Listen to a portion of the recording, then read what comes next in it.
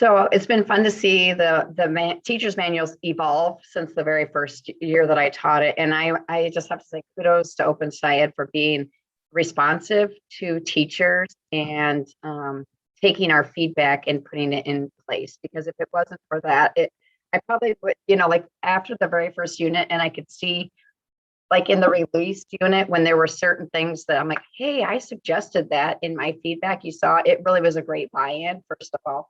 Second of all, I like now they've got the language learners, why we do that. So I just like the explanation why they put that in there, because sometimes I'm reading it and I'm like, okay, but when they have that further explanation, it'll make me think about that. So I do like that piece that's been added off to the side of the manuals. That's really been a nice addition.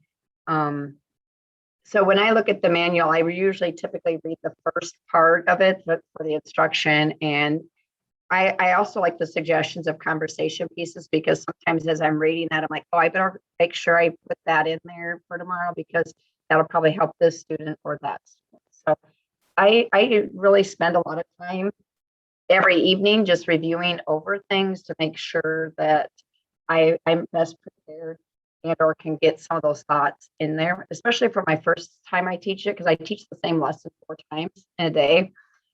So by the end of the day, I've come up with new things that I'll add into my teacher's manual for the next year.